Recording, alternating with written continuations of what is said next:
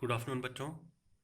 हम class 6 subject social science का chapter पढ़ रहे थे, रूरल लाइवलीहुड्स।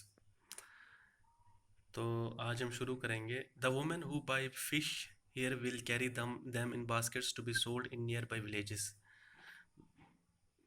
वो जो औरतें जो मछलियाँ खरीदते हैं वो क्या करते हैं, उनको अपनी बास्केट्स में भर के पास के गाँव में क्या करती हैं, बेचने चले जाती हैं। Then there are other like traders who buy for the shops in the town. वहाँ पर क्या है कि बाकी ट्रेडर्स हैं जो कि उन मछलियों को खरीदते हैं ताकि वो अपनी दुकानों पे उनको बेच पाए। I will only finish this auction by noon. मैं इस जो ऑक्शन है, जो मैं बोली लगाती हूँ मछलियों की, वो मैं क्या करती हूँ, दोपहर तक ख़त्म कर देती हूँ।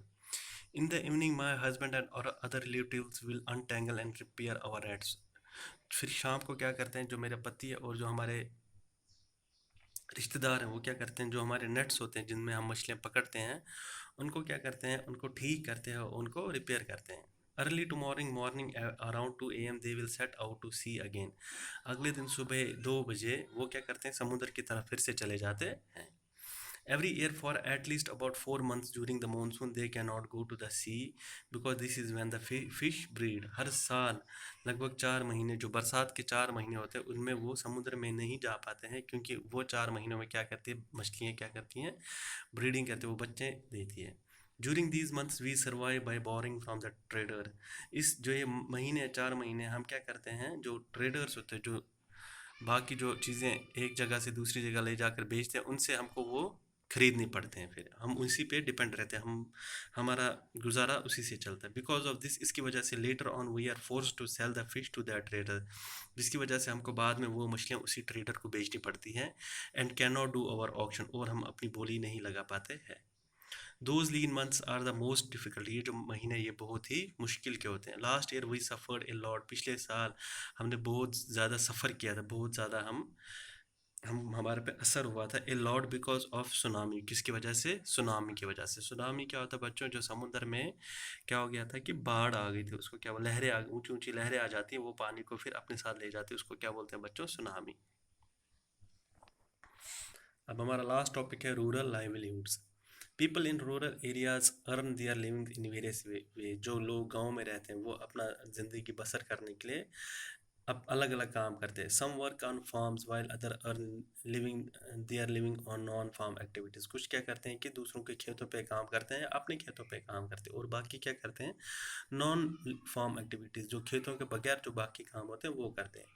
Working on farms involves operation such as preparing the land. जो काम जो खेतों पे काम कर जाते हैं, उनमें क्या क्या, उसमें क्या क्या काम करना पड़ता है? सबसे पहले प्रिपेयरिंग द लैंड, ज़मीन को तैयार करना। सोविंग, फिर हम क्या करते हैं, उसमें बीज बोते हैं। वीडिंग, वीडिंग क्या होता है बच्चों? जो उसके आसपास जो जो भी हम बीज बोते हैं, उसके जो आसपास जो भी घास निकलती है, जो अनवांटेड होती है, जिसके हमको कोई ज़रूरत नहीं होती, वो घास क्या कर देते हैं, हम निकाल देते हैं। उस प्रोसेस को क्या बोलते हैं बच्चों? Weeding.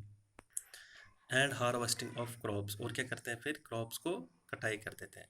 We depend on nature for the growth of these crops. हमको कुदरत पे डिपेंड रहना पड़ता है इन जो क्रॉप्स जो हमने फसल लगाई है उसके ग्रोथ के लिए। Hence life revolves around certain season, जिसकी वजह से हमारी ज़िंदगी कुछ सीजन्स के आसपास घूमती है। People are busy during sowing and harvesting and less so at other times.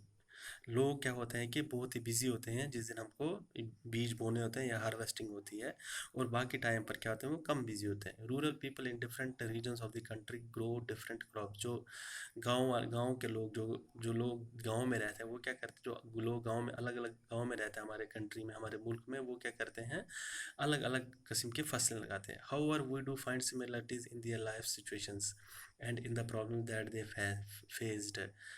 जबकि हमको ये पता लगा कि उनकी जो लाइफ होती है उसमें कितना, जो उनकी सिचुएशन, जो वो मुश्किलात से गुजरते हैं, उनमें कितने सिमिलर, वो कितने सिमिलर होते हैं। How people are able to survive और earn will depend upon the land that they cultivate.